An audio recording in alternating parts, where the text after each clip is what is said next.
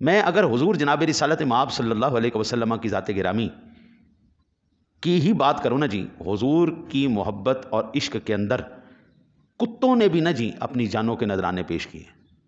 منگولوں کے دربار کے اندر ایک عیسائی نے گستاخی کی جناب رسالت مآب صلی اللہ علیہ وسلم، سارے کفار تھے، عیسائی تھے سارے، اور وہاں پر نا جی پادری کہنے لگا کہ یہاں پر کون ایسا ہے کہ جو آج دفاع کرے گا اس نبی کا جس کو محمد کہتے ہیں۔ اس نے مغلظات بکی، کتا بیٹھا ہوا تھا، وہ کتا سن رہا تھا کہ اس نے بکواس کیا آپ جناب رسالت مآب صلی اللہ علیہ وسلم۔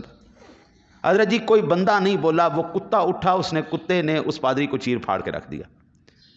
حضور جناب رسالت مآب صلی اللہ علیہ وسلم کی محبت جس کو سمجھ آئی ہے نا جی، وہ کتے بھی ہونا جی ان کو بھی سمجھ آ جائے، میں کہتا ہوں وہ کتے بھی انسانوں سے بہتر ہیں جن کو حضور کی عظمت کی سمجھ میں آ گئی۔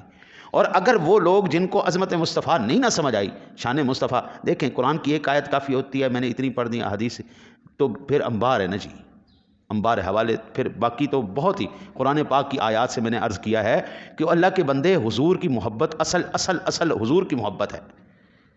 ہاں جی، اعلیٰ حضرت کہتے ہیں ان کے طفیل رب نے حج بھی کرا دیے ہیں، اصل الاصول حاضری اس پاک در کی ہے۔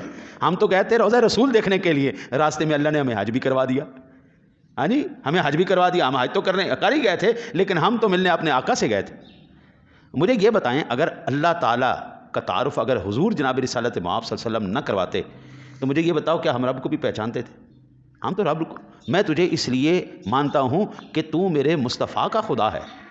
ہم تو اللہ کو مانتے بھی اس لیے کہ وہ حضور کے خدا، اللہ کو مانتے ہیں جناب، ٹھیک ہے نا جی۔ اللہ سے دعا کرو اللہ تعالیٰ آپ کو مجھے حضور کی سچی غلامی نصیب فرمائے۔